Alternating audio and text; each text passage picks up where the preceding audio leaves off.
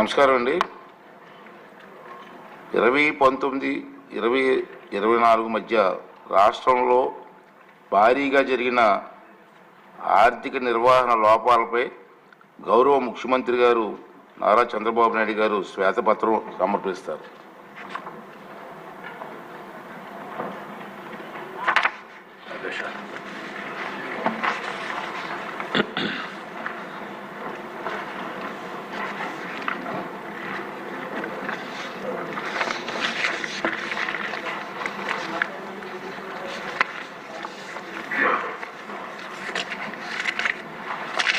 అధ్యక్ష,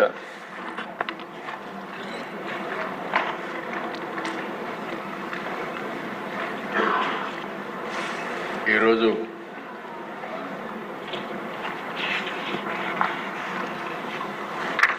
ఏదైతే ముఖ్యమైన సబ్జెక్ట్ అధ్యక్ష, రాష్ట్ర ఆర్థిక పరిస్థితి పైన ఒక స్టేట్మెంట్ ఇవ్వదలుచుకున్నాం.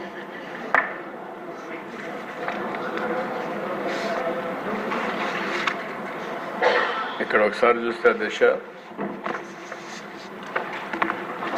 ఇటీవలే గవర్నర్స్ అడ్రస్ అసెంబ్లీలో చర్చించాం. ఒక బయట కానీ ఇక్కడ కానీ అసెంబ్లీలో కానీ ఒక 6 వైట్ పేపర్స్ కూడా ఈ ప్రభుత్వం అన్ని విషయాలు ప్రజలకు తెలియజేశాం. ఇక్కడికి వచ్చినప్పుడు అధ్యక్ష, అతి ముఖ్యమైనది ఆర్థిక వ్యవస్థ. డబ్బులు లేకపోతే ఏం చేయలేం. ఈరోజు ఏ విధంగా ఆర్థిక సంక్షోభంలో రాష్ట్రం ఉందో మీ ద్వారా, ఈ హౌస్ ద్వారా రాష్ట్ర ప్రజలకు తెలియజేయాలనే ఉద్దేశంతోనే ఈ స్టేట్మెంట్ ఇస్తున్నాను. ఎందుకంటే అధ్యక్ష, దీనికి కొంత హిస్టారికల్గా కూడా కొంత ఎన్నిక్కిపోవాల్సిన అవసరం ఉంది. 14 నుంచి జరిగిన పరిణామాలు అవన్నీ కూడా ఒక అవగాహనకు వస్తే భవిష్యత్తులో ఏం చేయాలనేది మనందరికీ ఒక క్లారిటీ వస్తుందని చెప్పి తెలియజేసుకుంటూ, నెక్స్ట్ స్లైడ్ అధ్యక్ష, ఏదైతే బైఫర్కేషన్ జరిగినప్పుడే చాలా మనకు సమస్యలు వచ్చాయి. బైఫర్కేషన్ జరిగినప్పుడు ఒక అన్సైంటిఫిక్, అన్జస్టిస్, ఇంజస్టిస్, అదే మాదిరిగా ఇర్రేషనల్ స్టేట్ బైఫర్కేషన్ ఆ రోజు జరిగిందని మనం చెప్పాం. స్టేక్ హోల్డర్స్ని ఎవరికి కాన్ఫిడెన్స్ తీసుకోలేకపోయారు. కొన్ని సమస్యలు వచ్చాయి. ఏదైతే ఆ రోజు చాలామంది పెన్షన్లు కూడా రావని భయపడే పరిస్థితికి వచ్చారు. అంత భయంకరమైనటువంటి, ఒక మాటలో చెప్పాలంటే ఎవరికి చెప్పకుండా బైఫర్కేషన్ చేయడం అనేది, కనీసం చర్చ జరుగుంటే ఇంకా కొంత లాభం వచ్చేది. అది కూడా జరగలేదని ఆ రోజు మనందరి అభిప్రాయం. ఇంకొక పక్కన దేశ ఈ రాష్ట్రంలో అర్బన్ ఏరియాస్ తక్కువ ఉన్నాయి, సిటీస్ లేవు. ఏదైతే అర్బన్ లేదో దానివల్ల ఆదాయం కూడా ఇది వస్తుంది. రాజధాని హైదరాబాద్గా అభివృద్ధి కావడం, ఆ రాజధాని తెలంగాణ రాష్ట్రానికి వెళ్ళడం, తద్వారా మనకు ఆర్థిక ఇబ్బందులు వచ్చాయి. నెక్స్ట్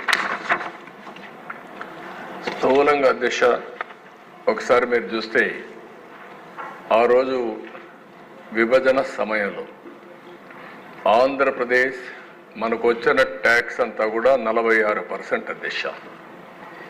అంటే సమైక్య ఆంధ్రప్రదేశ్లో ఉండే ఆదాయంలో ఆంధ్రప్రదేశ్కి వచ్చిన ఆదాయం 46%.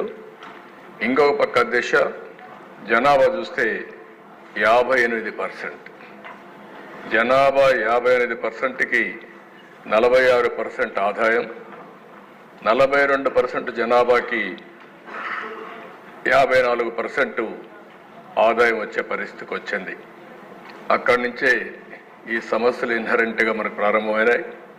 ఇంకొక పక్కన దేశ అసెట్స్ కానీ ఆస్తులు కానీ హైదరాబాద్లో ఉన్నాయి. ఇంకొక పక్కన షెడ్యూల్ 9 and 10 రీఆర్గనైజేషన్ యాక్ట్లు ఏదైతే పెట్టారో అవి ఇప్పుడు కూడా పరిష్కారం చేసుకోలేకపోయాం. ట్యాక్స్ రీఫండ్ దిశ కంపెనీలన్నీ హైదరాబాద్లో పెట్టాం. రిజిస్ట్రేషన్ ఆఫీసులు హైదరాబాద్లో ఉంటాయి, ఆపరేషన్స్ ఇక్కడ ఉంటాయి. ఒక ఉదాహరణ మీరు చూస్తే కృష్ణపట్నం పోర్ట్ ఇక్కడ ఉంటుంది, రిజిస్ట్రేషన్ ఆఫీస్ హైదరాబాద్లో ఉంది. రిజిస్ట్రేషన్ ఆఫీస్ హైదరాబాద్లో ఉంది కాబట్టి జనాభా ప్రకారం ఆదాయాన్ని డివైడ్ చేస్తారు. ఇలాంటి ఇన్హరెంట్గా వచ్చిన సమస్యలు కూడా యాడ్ అయినాయి. ఫైనల్గా దశ సర్వీస్ సెక్టర్. ఎక్కడైతే సర్వీస్ సెక్టర్ ఎక్కువ డెవలప్ అయితే, ఇండస్ట్రీ బాగా డెవలప్ అయితే ఆదాయం పెరుగుతుంది రాష్ట్రానికి. కానీ సర్వీస్ సెక్టర్ అక్కడ వెళ్ళింది, వ్యవసాయం ఇక్కడ వచ్చింది. వ్యవసాయంలో ఆదాయం తక్కువ ఉంటుంది రాష్ట్ర ప్రభుత్వానికి, ఏ ప్రభుత్వానికైనా. పక్కన మీరు ఒకసారి చూస్తే దిశ హయ్యర్ పాపులేషన్, లోయర్ రెవెన్యూ. 58% మన పాపులేషన్ అయితే 42% మనకు వచ్చినటువంటి 46% మనకు వచ్చినటువంటి రెవెన్యూ. ఇంకో పక్కన 42% జనాభాకి 54% ఆదాయం బైఫర్కేషన్ సమయంలో వచ్చింది. ఇంకో పక్కన దేశ పర్ క్యాపిటల్ ఇన్కమ్ 2014-15 కంబైన్డ్ ఆంధ్రప్రదేశ్లో 95,185 రూపాయలు తలసరి ఆదాయం. విభజన జరిగిన తర్వాత ఒకేసారి క్వాంటమ్ జంప్ మీరు ఒకసారి చూస్తే ఏపీ ఆంధ్రప్రదేశ్ 93,903కు తగ్గింది. తెలంగాణ 1,24,104 రూపాయలకు పెరిగింది.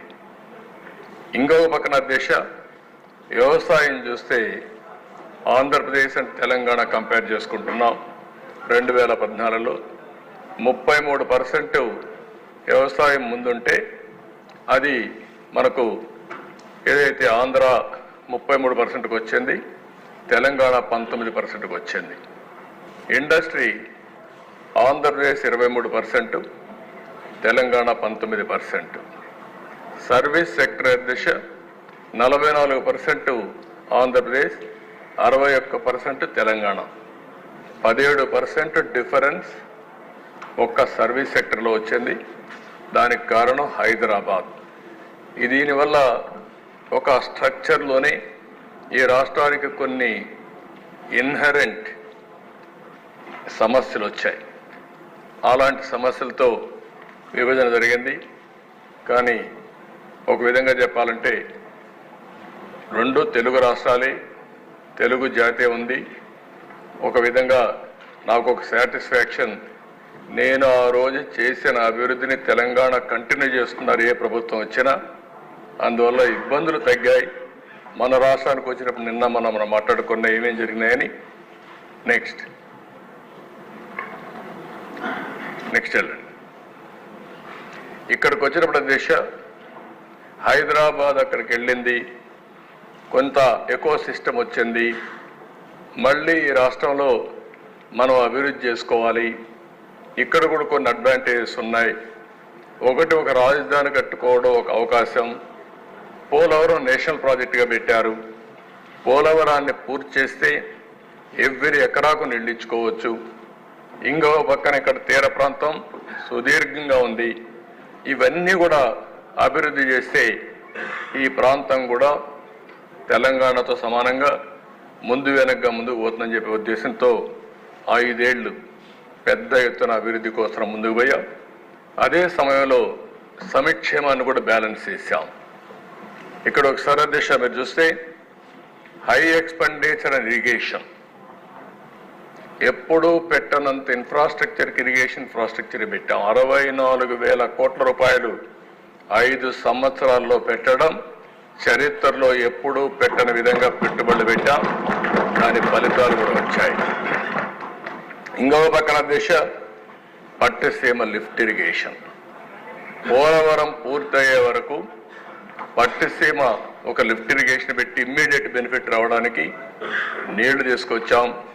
1,667 కోట్ల రూపాయలు పెడితే ఈరోజు దానివల్ల వచ్చినటువంటి ఆదాయం మీరు చూస్తే దగ్గర 7 సంవత్సరాలు 10 సంవత్సరాల్లో 44,000 కోట్ల రూపాయల ఆదాయం వచ్చే పరిస్థితి వచ్చింది. ఇంకో పక్కన దిశ విజయవాడ, రాజమండ్రి, తిరుపతి, కడప ఇవన్నీ ఎయిర్పోర్ట్స్ అన్ని అభివృద్ధి చేశాం. భోగాపురం న్యూ ఎయిర్పోర్ట్ కన్సీవ్ చేశాం. ఎప్పుడో ఇది ఆపరేషన్ అయి ఉండాల్సింది కావాలని మళ్ళీ క్యాన్సిల్ చేయడం, ల్యాండ్ తగ్గించడం, దానివల్ల ఇప్పటికీ రాబోయేగా 2 సంవత్సరాలు పడుతుంది పూర్తి కావాలంటే. ఓర్వకల్లు కర్నూలులో ఎయిర్పోర్ట్ కూడా తీసుకొచ్చాం. అదైతే 1 సంవత్సరంలో ప్రారంభించాం, 1 సంవత్సరంలో పూర్తి చేశాం. రోడ్స్ అయితే దిశ 4326 కిలోమీటర్లు రోడ్ నెట్వర్క్ డెవలప్ చేశాం. ఉండే ఎయిర్పోర్ట్స్ కాకుండా మచిలీపట్నం, బాబనేపాడు, రామాయంపట్నం కొత్త పోర్టులు ప్రారంభిస్తే అవి కూడా పీపీపీ మోడల్లో వెళ్తే మళ్ళా పాలసీ మార్చి దాన్ని ఈపీసీ మోడల్ తీసుకొచ్చి తనకు కావలసిన వాళ్ళకి అప్పచెప్పే పరిస్థితికి వచ్చి అవి కూడా బాగా డిలే అయ్యే పరిస్థితి వచ్చాయి. కాకినాడ స్పెషల్ ఎకనామిక్ జోన్ కింద ఎక్కడా దేశంలో లేని విధంగా ఒక 8,000 ఎకరాలు అక్కడ మనం అక్వైర్ చేస్తే అవి కూడా దౌర్జన్యాలు జరిగి అవి కూడా వ్యక్తులే మార్చుకునే పరిస్థితికి వచ్చారు. ఆ విషయాలు ఇక్కడ కాదు, ఇంకొక విషయంలో నేను మీతో మాట్లాడతాను. ఇంకో పక్కన దేశ ఈజ్ ఆఫ్ డూయింగ్ బిజినెస్. 5 ఏళ్లలో 1 సంవత్సరం మనం 2వ ప్లేస్కి వచ్చాం. 4 సార్లు నెంబర్ 1 ప్లేస్లో ఉన్నాం. స్కిల్ ట్రైనింగ్ 8 లక్షల మందికి ఇవ్వగలిగాం. విసిఐసి, సిబిఐసి ఈ 2 ఇండస్ట్రియల్ కారిడార్స్ని Vizag Chennai industrial corridor, Chennai Bengaluru industrial corridor ఈ 2 కూడా డెవలప్ చేశాం. 14,213 ఎకరాలు ఇండస్ట్రియల్ ల్యాండ్ని మనం 1945 యూనిట్లకి అలాట్ చేసే పరిస్థితికి వచ్చాం. Kia Motors, hero Motors, Asian paints, ఇసూజీ Motors, Apollo tyres, Foxconn, Celkon ఇలాంటి అనేక కంపెనీలు ఆ రోజు పెట్టుబడులంటే దానికి చిరునామాగా ఆంధ్రప్రదేశ్ తయారయ్యే పరిస్థితి వచ్చింది. పెద్ద ఎత్తున పెట్టుబడులు వచ్చాయి. 19లో 14-15లో 22.5 మిలియన్ యూనిట్లు కరెంటు కొరతుంటే 5-6 నెలల్లోనే కరెంటు కొరత అధిగమించి 19కి మిగులు కరెంటు కూడా ఇచ్చాం. ఇంకో పక్కన దేశ per capita consumption of current మనం చూస్తే 1003 యూనిట్ల నుంచి 1234 యూనిట్లకు పెంచాం. ఇంకో పక్కన పెద్ద ఎత్తున ఇన్వెస్ట్మెంట్లు ముందుకు పోయాం. 16 లక్షల కోట్ల రూపాయలు ఎంఓయూలు చేశాం. 5 లక్షల పైన కంపెనీలన్నీ వర్క్ స్టార్ట్ చేశాయి. అదే మరి స్టార్టెడ్ ప్రొడక్షన్ కూడా 1,10,10,000 చేసి 7,72,000 ఉద్యోగాలు కూడా ఇచ్చే పరిస్థితికి వచ్చాం. ఇంకో పక్కన దేశం మీరు ఒకసారి చూస్తే ఎప్పుడు కూడా సంక్షేమాన్ని విస్మరించలేదు.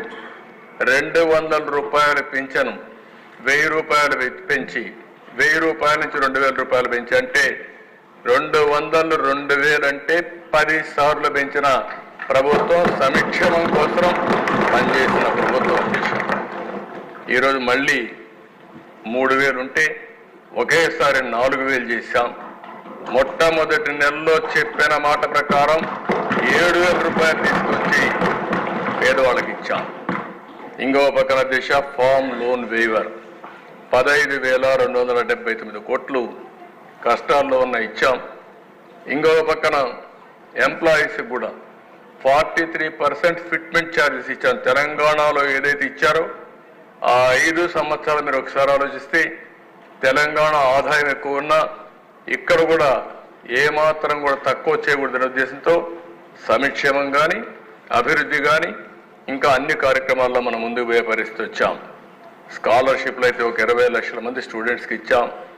తల్లి బిడ్డ ఎక్స్ప్రెస్ తీసుకొచ్చాం. ఏదైతే సెల్ఫ్ హెల్ప్ గ్రూప్స్ డాక్రా సంఘాలు ఉన్నాయో వాళ్ళ ఆదాయం 36,000 ఉంటే 24,670 రూపాయలు తలసరి ఆదాయం వచ్చే పరిస్థితి తీసుకొచ్చాం. ఇంకో పక్కన దేశ అన్ని విషయాలు ఏదైతే కొంత క్యాంపెయిన్ మోడ్లో వెళ్ళాం.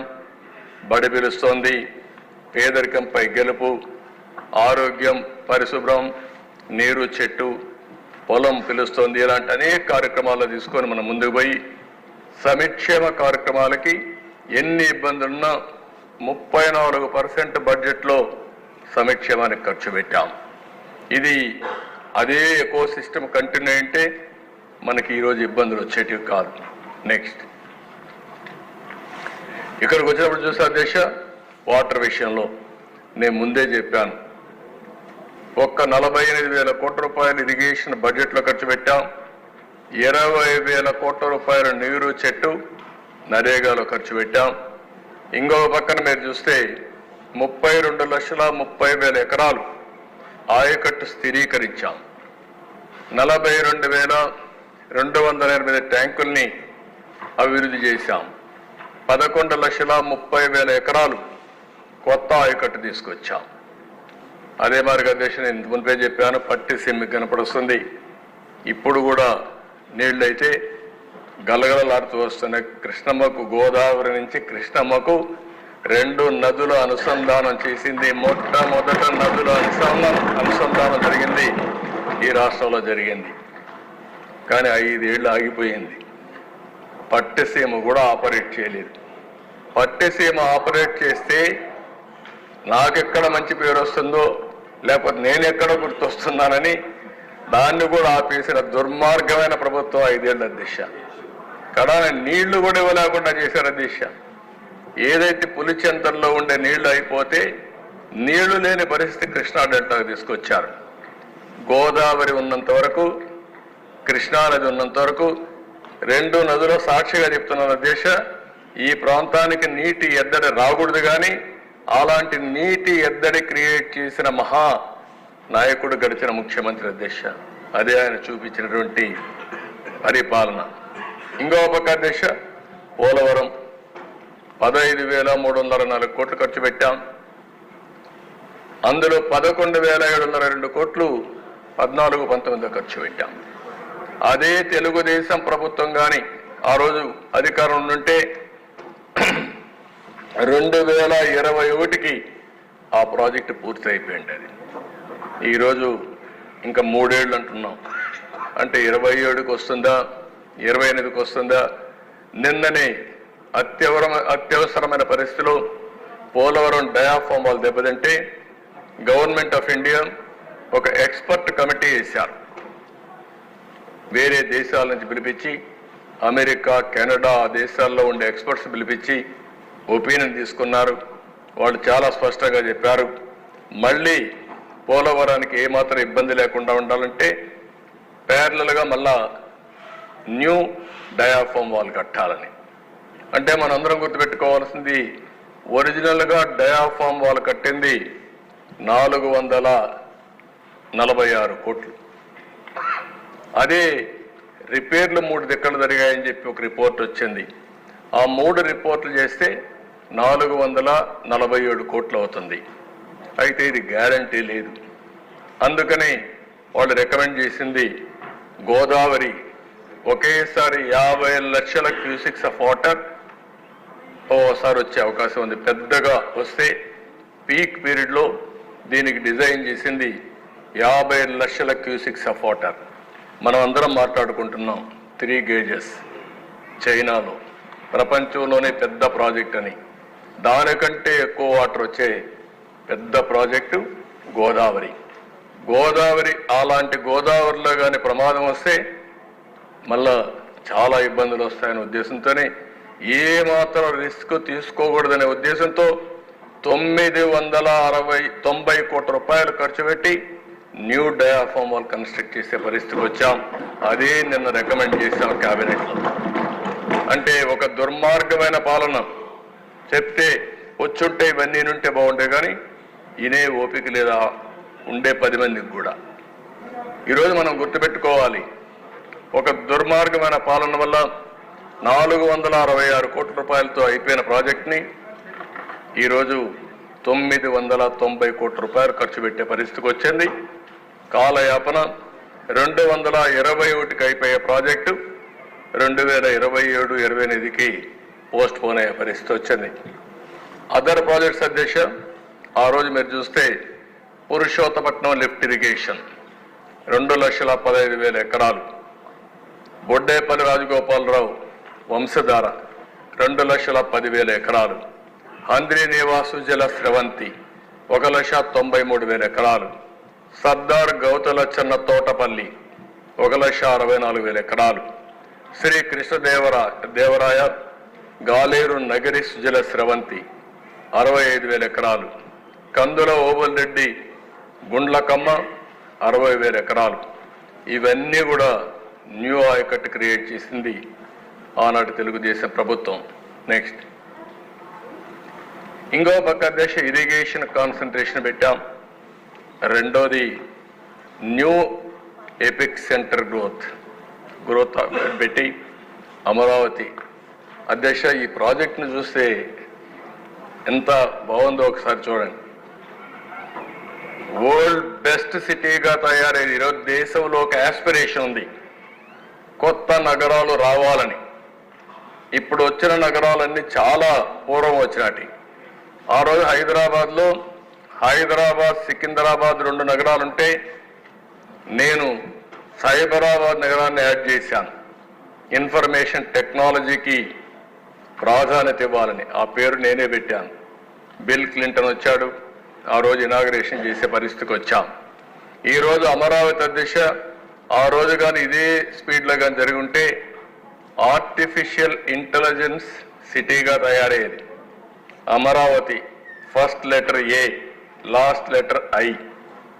అక్కడ హైదరాబాద్, సికింద్రాబాద్, సైబరాబాద్. ఇక్కడ అమరావతి దేవతల రాజధాని, ఆర్టిఫిషియల్ ఇంటెలిజెన్స్ రాజధానిగా తయారై ఉండేది.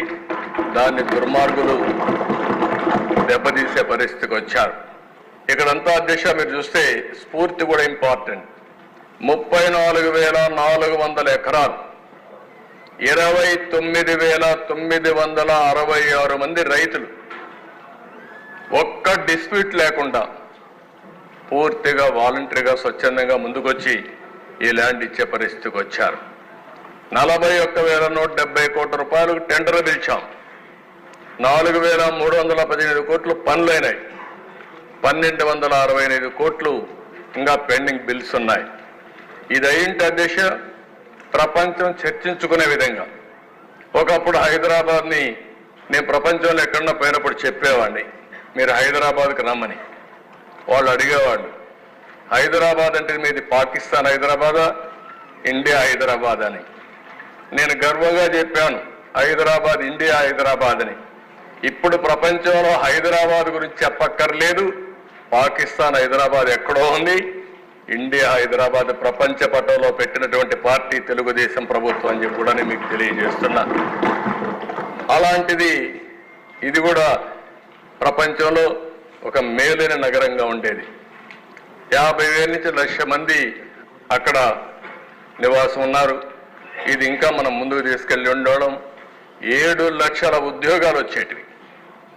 ఈరోజు ఇది డెవలప్ అయి ఉంటే కనీస సంపద 2 లక్షల నుంచి 3-4 లక్షల కోట్ల రూపాయల ఆస్తి ప్రభుత్వానికి వచ్చేది.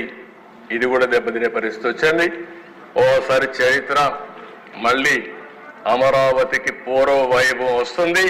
ప్రపంచం మొత్తం చర్చించే రోజు తప్పకుండా తీసుకొస్తామని సభ సందర్భంగా మరొకసారి విజ్ఞప్తి చేస్తున్నాం. నెక్స్ట్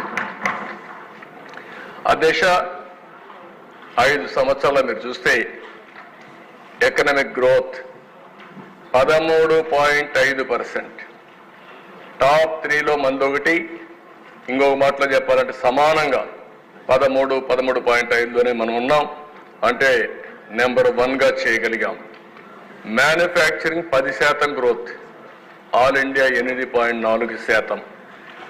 ప్రైమరీ సెక్టర్ అంటే వ్యవసాయం అనుబంధం 16% ఇది చేశాం. అందులో కూడా దేశ అక్వాకల్చర్ 29.6% గ్రోత్ వచ్చింది. ఇంకో పక్కన దేశ 7,72,000 మందికి ఉద్యోగాలు వచ్చాయి. ఇంకో పక్కన స్టేట్ ఓన్ రెవెన్యూ గ్రోత్ మన ఆదాయం 13.2% పెరిగింది. దేశంలో second fastest among major states అన్నిటిలో కూడా మంది 2వ రాష్ట్రంగా ముందుకు పోయాం. పర్ క్యాపిటా ఇన్కమ్ గ్రోత్ ఇది అందరికీ చాలా ముఖ్యం. ప్రతి ఒక్కరికి తలసరి ఆదాయం పెరిగినప్పుడే మనం చేసే పనుల యొక్క ఫలితాలు తెలుస్తాయి. ఆ రోజు మనం 13.2% పెంచాం. ఆల్ ఇండియా లెవెల్లో 9.7%. అంటే ఆల్ ఇండియా కంటే మీరు చూస్తే 3.5% తలసరి ఆదాయం పెంచిన రాష్ట్రం మన రాష్ట్రం. ఆ రోజు తెలంగాణ కంటే కూడా ఆల్ పారామీటర్స్లో మనం ముందుకు పోతున్నాం. తెలంగాణ ఎందుకంటే బెస్ట్ ఎకో సిస్టమ్ ఉంది, ఆటో పైలట్లో ఉంది, వాళ్ళు ఎవరు డిస్టర్బ్ చేయలేదు. మనం దాంతో సమానంగా పోవాలనే ఉద్దేశంతో వెళ్ళాం. స్ట్రాంగ్ ఫౌండేషన్ వేసాం. నెక్స్ట్ అక్కడి నుంచి దిశ అది గత చరిత్ర 19 ప్రారంభమైంది. మీరే చూస్తారు, దాచితే కూడా దాచలేము. అలాంటి ఫిగర్స్ అన్ని మీరు చూస్తే చాలా అధ్వానమైన పరిస్థితిలోకి వచ్చాం. నెక్స్ట్ ఇక్కడ మీరు చూసినప్పుడు decline in agriculture, service sector. ఈరోజు ఇక్కడ మీరు చూసినప్పుడు వ్యవసాయం 16% CAGR పెరిగితే ఇక్కడికి వచ్చే కొద్దికి 10.3%. అంటే 5.7% వ్యవసాయ గ్రోత్ రేట్ తగ్గిపోయింది 5 ఏళ్లలో. 5.7% అంటే రైతులకు ఎంత ఆదాయం తగ్గింది, రైతులకు ఏ విధంగా అప్పులు పెరిగాయి, దీన్ని బట్టే మనకు అర్థమవుతుంది. నువ్వు కూర్చో. అదే సమయంలో సర్వీస్ సెక్టర్ దిశ 11.9 పెరిగితే మళ్ళీ 19-24లో 9.9, 10.9, 11.9 నుంచి 11.9 నుంచి 9.9 అంటే 2% తగ్గిపోయింది. ఓవరాల్గా దేశ గ్రోత్ రేట్ చూస్తే 13.5% ఆ రోజు పెరిగితే 10.5%కి వచ్చాం. అంటే 3% తగ్గాం. ఓవరాల్గా మీరు చూసినప్పుడు 6,94,000 కోట్ల రూపాయలు GSTP కాంట్రిబ్యూషన్ తగ్గిపోయింది. దానివల్ల మన రాష్ట్రానికి రావాల్సిన ఆదాయం మీరు చూస్తే 76,195 కోట్ల రూపాయల ఆదాయం తగ్గింది. ఎప్పుడు కూడా మనం గుర్తుపెట్టుకోవాల్సింది, సంపద సృష్టిస్తే ఆ సంపద వల్ల రాష్ట్రానికి ఆదాయం వస్తుంది, వ్యక్తుల ఆదాయం పెరుగుతుంది. అదే మరి ఇంకొక పక్కన చూస్తే ఒకవేళ కోవిడ్ లెక్కేసుకున్నా 52,197 కోట్లు వచ్చేది. నెక్స్ట్ ఇక్కడ కొన్ని విషయాలు మీరు చూస్తే అధ్యక్ష, ఎందుకు ఇది జరిగిందని చూసినప్పుడు power cost due to short term power purchase ఒక్క దాంట్లోనే 12,250 కోట్లు అదనపు బర్డెన్ పడే పరిస్థితి వచ్చింది. ఒక్క ఇల్లీగల్ శాండ్లో అంటే ఇష్టానుసారంగా అమ్ముకున్న దాంట్లో ఒక 7,000 కోట్ల రూపాయలు రాష్ట్రానికి నష్టం వచ్చింది. అదే మరి మినరల్ వెల్త్ 9,750 కోట్ల రూపాయలు నష్టం వచ్చింది. ఇంకో పక్కన దిశ మ్యాంగ్రోవ్ ఫారెస్ట్ కాకినాడ, దాన్ని కూడా డెస్ట్రాయ్ చేశారు. దాన్ని డెస్ట్రాయ్ చేస్తే NGT 5 కోట్ల పెనాల్టీ వేశారు. దీనివల్ల ఒక పక్క అమరావతి, ఒక పక్క పోలవరం, ఒక పక్క పవర్ సెక్టర్, ఇంకో పక్క ఇండస్ట్రీస్ అన్నింటిని పంపించేయడం, దీనివల్ల పెట్టుబడులు పెట్టే వ్యక్తుల్లో నమ్మకం పోయే పరిస్థితి వచ్చింది. ఇంకో పక్కన దేశం ఒక్క పవర్ సెక్టర్లో మనం చూస్తే కరెంటు ఛార్జీలు పెంచిన తర్వాత వీళ్ళు చేసిన అవకతవకల వల్ల 1,29,000 కోట్ల రూపాయలు ఒక్క విద్యుత్ శక్తిలో బకాయిలు పడే పరిస్థితికి వచ్చాం. ఒక్క పవర్ సెక్టర్లోనే 1,29,000 కోట్లు. అంటే ఏ విధంగా మిస్మేనేజ్ చేశారు, ఎంత అవినీతి చేశారు, ఎంత అసమర్థ పరిపాలన చేశారో ఇది ఒక ఉదాహరణ. పోలవరం పూర్తయి ఉంటే 45,000 కోట్ల రూపాయలు ఇప్పటికీ మనకు ఒక ఆదాయం వచ్చేది. అంటే ఇది కాకుండా మీరు ఒకసారి చూస్తే ఒక్క డ్యామేజెస్ లేకుంటే ఇప్పుడు అదనపు ఖర్చు 4,900 కోట్లు అవుతుంది. ఏదైతే ఐడిల్ పవర్ గాని వచ్చుంటే 3,000 కోట్ల రూపాయలు ఇప్పటికే ఆదాయం వచ్చేది. మొత్తం అన్ని కలిపితే ఒక 55,000 కోట్లు అవుతుంది ఒక్క పోలవరం వల్ల నష్టం. ఇంకో పక్కన దేశం మేజర్ ఇండస్ట్రీ ఒకటి రాలేదు. ఇంకో పక్కన మేము చూస్తే సెంట్రల్ సెక్టర్ స్కీమ్స్ ఏదైతే 6,600 కోట్ల రూపాయలు మన డబ్బులు రిలీజ్ చేయకుండా వాళ్ళు ఇచ్చే డబ్బులు మనం ఖర్చు పెట్టుకోలేకపోయాం. సెంట్రల్లీ స్పాన్సర్డ్ స్కీమ్స్ అన్నీ కూడా మనం ఉపయోగించుకోలేకపోయాం. దానివల్ల పేదవాళ్ళకు న్యాయం జరగలేకపోయింది. ఇలాంటివన్నీ కూడా మనం చూసిన ఒక్కొక్కసారి డైవర్ట్ చేయడం, ఆ డైవర్షన్ వల్ల కూడా గవర్నమెంట్ ఆఫ్ ఇండియా డబ్బులు ఇవ్వకుండా నిలిపేసే పరిస్థితికి వచ్చారు. నెక్స్ట్, ఇక్కడ మీరు చూస్తే ఒక చార్ట్లో చూపించాం అధ్యక్ష. ఇందులో అమరావతి, పోలవరం రోడ్స్కి పెట్టుబడులు చాలా బాగా క్యాపిటల్ ఇన్వెస్ట్మెంట్ తగ్గించేశారు. ఇంకో పక్కన యాంటీ ఇండస్ట్రియల్ పాలసీ 227 ల్యాండ్స్ అన్ని అలాట్ చేస్తే అవన్నీ విత్డ్రా చేసేసారు, వాళ్ళు తరివేశారు. ఇంకో పక్కన చూస్తే అధ్యక్ష వెల్త్ క్రియేట్ చేయకుండా GSDP, gross state domestic product, national లెవెల్లో జీడిపి అంటాం, మనం జిఎస్డిపి అంటాం. అది 6,94,000 కోట్ల రూపాయలు తగ్గిపోయే పరిస్థితికి వచ్చింది. దీనివల్ల 76,000 కోట్ల రూపాయల ఆదాయం తగ్గిపోయే పరిస్థితికి వచ్చింది. ఇన్ఫ్లేషన్ ప్రతి ఒక్క పేదవాడు సఫర్ అయ్యేది. తెలుగుదేశం పార్టీ హయాంలో 4.5% 5 సంవత్సరాల్లో ఉంటే 19-24లో 6.2% పెరిగింది. అంటే 1.7% హైయర్ ఇన్ఫ్లేషన్ వచ్చింది, ద్రవ్యోల్బణం వచ్చింది, అవస్థపడే పరిస్థితికి వచ్చారు. ట్యాక్సేషన్ విపరీతంగా పెంచారు, కరెంటు పెంచారు, ఆర్టీసీ రేట్లు పెంచారు, పెట్రోల్ పెంచారు, శాండ్ పెంచారు, కడాన చెత్త మీద కూడా పన్నేసి ప్రజల్ని ఇబ్బంది పెట్టిన ప్రభుత్వం ఆనాటి ప్రభుత్వం. పన్నులు హైయెస్ట్ వేసే పరిస్థితికి వచ్చారు. వీటన్నిటి పర్యవసానం ఒకసారి అధ్యక్ష ఇక్కడ చూస్తే 9,74,000 కోట్ల రూపాయలు అప్పు అయింది. State debt as on today, ఆ ఫిగర్స్ కూడా నేను చూపిస్తాను. 9,74,000 కోట్లు. అది కూడా ఇంకా కొన్ని లెక్కలు రావాలి. తవ్వుతా ఉంటే తవ్విన కొద్ది శవాలు బయటపడుతున్నాయి. ఆ పరిస్థితిలో ఇంకా ఉన్నాం. ఇంకా దీన్ని ఎస్టాబ్లిష్ చేయాల్సిన అవసరం ఉంది. ఈరోజు ఇక్కడ మీరు చూస్తే అధ్యక్ష పర్ క్యాపిటా డెట్ అంటే తలసరి అప్పు ప్రతి ఒక్కరి తల మీద 74,790 రూపాయల నుంచి 1,44,336 రూపాయలు పెరిగింది.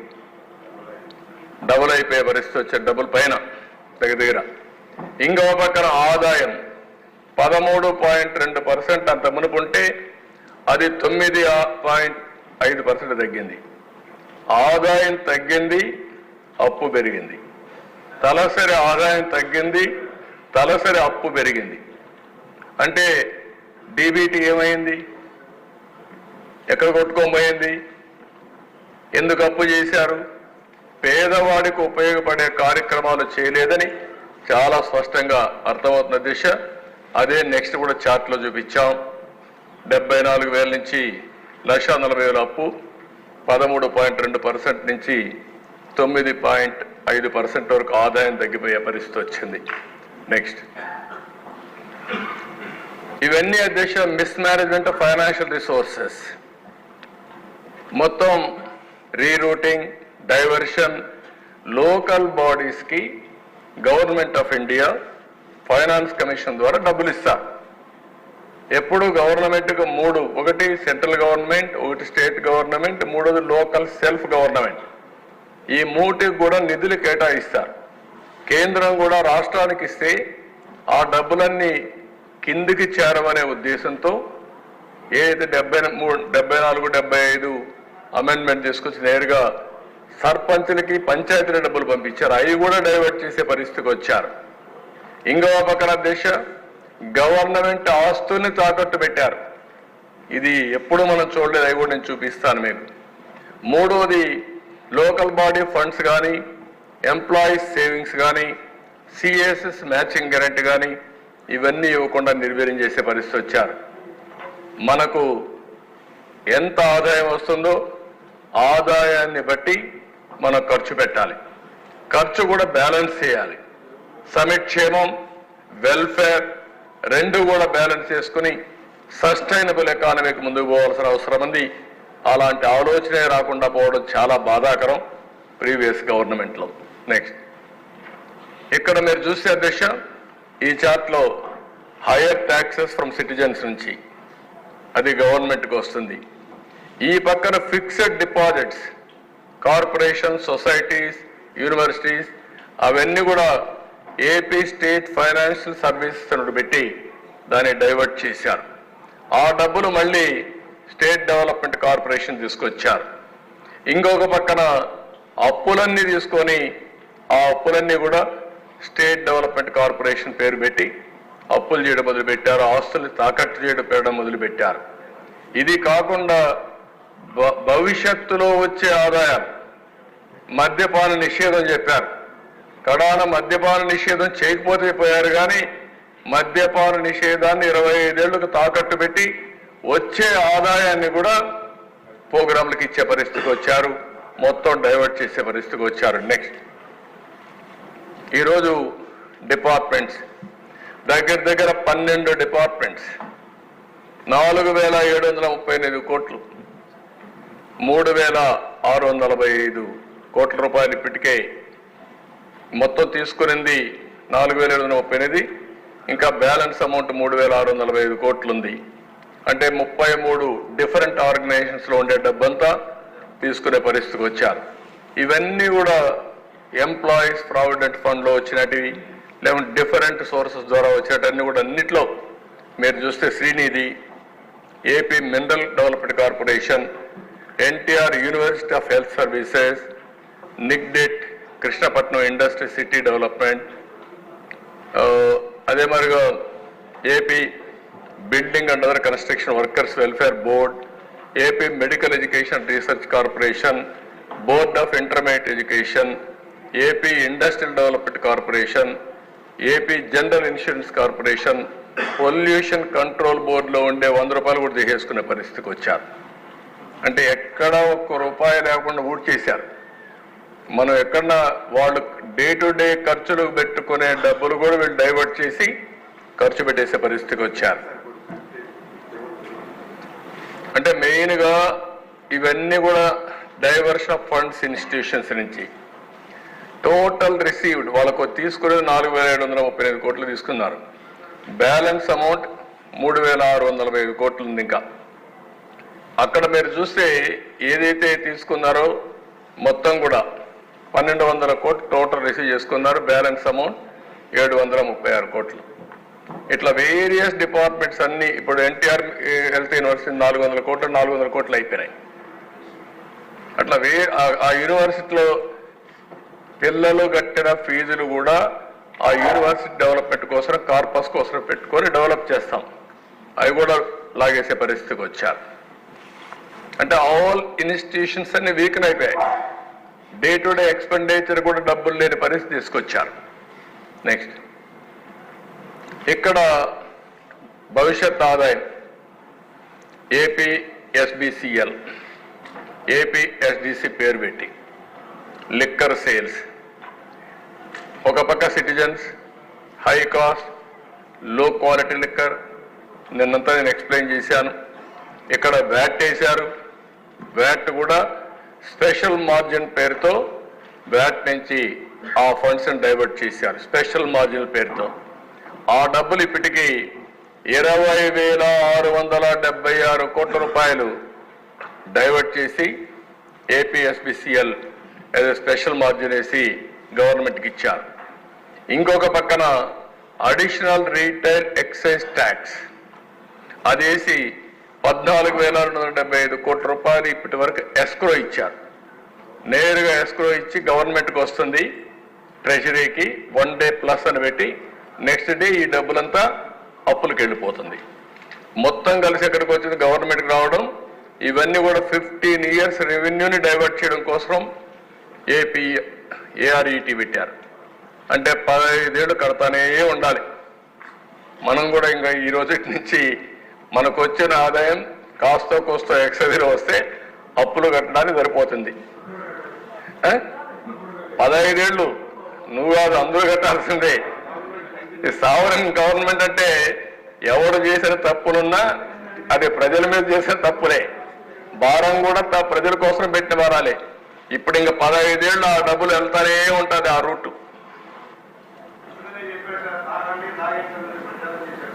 అందుకే తాగండి, తాగించండి. ఇప్పుడు మొత్తం ఊడ్చేసి వెళ్ళిపోయాడు. మద్యపాన నిషేధం అన్నాడు, అయిపోయింది. ఇది మీరందరూ మళ్ళీ అర్థం చేసుకోవాలి. డబ్బుల కోసం వినూత్నంగా ఆలోచించండి. ఎవరికి ఆలోచన వచ్చుండదు ప్రపంచంలో. స్వాతంత్రం వచ్చిన తర్వాత ఎవరికి రాలేదు. ఎక్సైజ్లో కూడా డబ్బులు డైవర్ట్ చేయొచ్చు, లేకపోతే ఈ విధంగా అడిషనల్ రీటైల్ ఎక్సైజ్ ట్యాక్స్ వేయచ్చు, వ్యాట్ కాకుండా స్పెషల్ మార్జిన్ ద్వారా కలెక్ట్ చేయొచ్చు.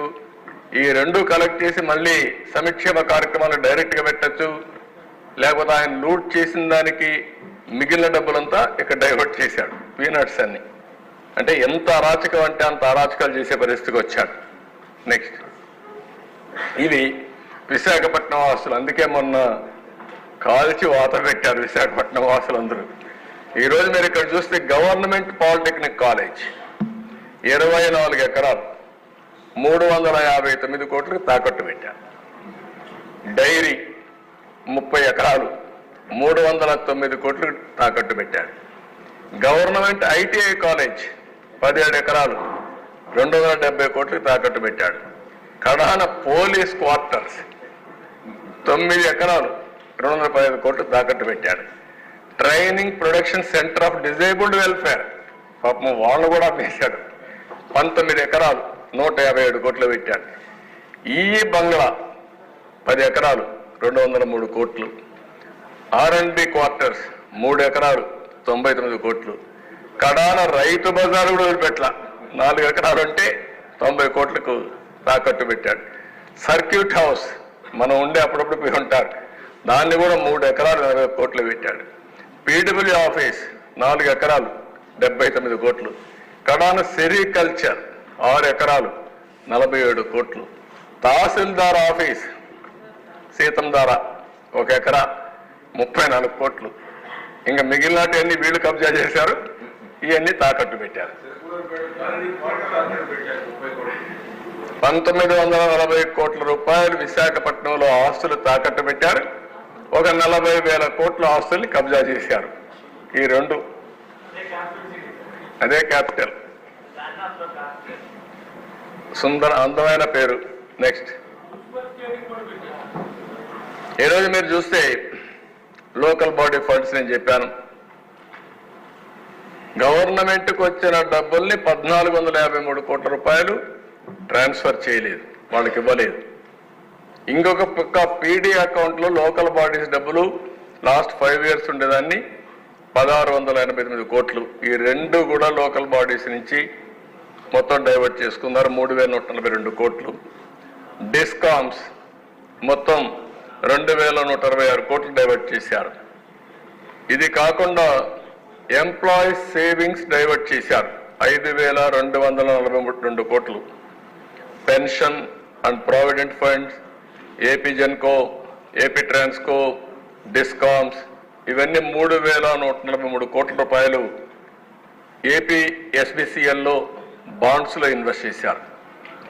దీనివల్ల ఒక సంవత్సరానికి 25,025.40 కోట్లు నష్టం వస్తుంది. 10 ఏళ్ళు డైవర్ట్ చేశారు, 10 ఏళ్ళు బాండ్స్ ఇచ్చారు. 10 × 20 చేసుకుంటే ఆ ఎంప్లాయీస్ నష్టం 250 కోట్లు. వాళ్ళు ఎక్కడైతే ఇన్వెస్ట్ చేశారో అక్కడే ఉంటే అదనంగా 250 కోట్ల రూపాయలు వాళ్ళకి లాభం వచ్చేది. అలాంటిది తక్కువ ఇంట్రెస్ట్తో 250 కోట్ల రూపాయలు నష్టం చేసే పరిస్థితికి వచ్చారు. అభయహస్తం రూపాయి సేవ్ చేసుకున్నారు డాక్రా మహిళలు.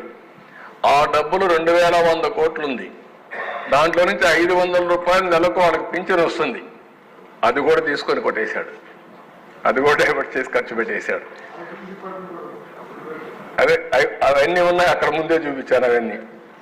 అంటే ఇంకా కొన్ని మాకు లెక్కలు రాలేదు, మీరు కూడా ఎత్తికి మాకు చెప్పండి. ఎక్కడెక్కడ నేరస్తులు చేసినప్పుడు చాలా పగడ్బందీగా చేస్తారు. నేరస్తుల్ని పట్టుకోవాలంటే కూడా టెక్నాలజీ కావాలి, మనకు చాలా నాలెడ్జ్ కావాలి. నేరస్తులు ఎప్పుడు కూడా చాలా తెలివిగానే చేస్తూ ఉంటారు. నెక్స్ట్, ఇక్కడ మీరు ఒకసారి చూస్తే ఖర్చులు ఆదాయం కంటే పెరిగాయి. అందుకనే 19-20 27% లోటు ఉంది ఖర్చులకి ఆదాయానికి. 20-21 43%, 21-22 31%, 22-23 37%, 23-24 30% డిఫరెన్స్ ఉంది. తగ్గలేదు. ఆడికి అయిపోయింది. ఆడికి వచ్చేదంతా ఆడికి ఖర్చు పెట్టారంతే. ఖర్చు పెట్టలేకుండా ఆడికి వదిలేశారు. ఇంకా అప్పులు దొరక్క. నెక్స్ట్, డెట్ బర్డెన్ మన స్టేట్కి ఎంత అయిందో ఒకసారి మనం చూస్తే, నెక్స్ట్, ఇది ఈరోజు అప్పు 2019 మార్చికి 3,75,000 కోట్లు, 12 జూన్ 2024కి 9,74,000 కోట్లు ఇప్పటికొచ్చిన లెక్కల ప్రకారం. ఈ లెక్కలు ఇంకా పెరిగే అవకాశం ఉంటుంది కార్పొరేషన్స్ అన్ని కలిపి. అందుకే అక్కడ చూపించాం. గవర్నమెంట్ డెట్ 4,38,278 కోట్లు, public account liabilities 80,914, corporation debt 2,48,677 కోట్లు, సివిల్ సప్లైస్ కార్పొరేషన్ 36,000 కోట్లు, పవర్ సెక్టర్ 34,227 కోట్లు, outstanding dues to vendors అన్ని స్కీమ్స్ అన్ని చూస్తే 1,13,244 కోట్లు. ఆ కాంట్రాక్ట్లు కూడా. Outstanding dues to employees 21,920 కోట్లు, non contribution to sinking fund అని 1,196 కోట్లు. అంటే ఇప్పుడు మొత్తంగా మనం చూస్తే 1,13,000 కోట్లు, 22,000 కోట్లు. ఈ రెండు అప్పులకు యాజ్ ఆన్ టుడే బిల్స్ రెడీగా ఉన్నాయి. వాళ్ళు ఏం చేయాలో అర్థం కాదు, మళ్ళా డెవలప్మెంట్ చేయాలి. ఆ పరిస్థితిలో మనం ఉన్నాం ఈరోజు.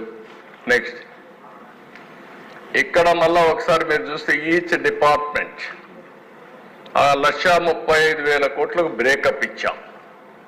ఫైనాన్స్ లో బిల్స్ 19,000 పెండింగ్ ఉన్నాయి, సాగునీటి ప్రాజెక్టులకు 19,000 పెండింగ్ ఉన్నాయి, Panchayati Raj rural development 14,600, industries and commerce 12,000, housing 8,000, municipal administration and urban development 7,700, infrastructure investment 7,600, health medical and family welfare 6,400, food and civil supplies 5,600 కోట్లు, social welfare 5,443, secondary education 5,400, energy infrastructure 5,100, backward classes welfare 2,900, transport roads and buildings 2,500, agriculture market cooperation 2,300, revenue 1,263, others 9,318, 1,35,224 కోట్ల రూపాయలు అప్పులు ఉన్నాయి.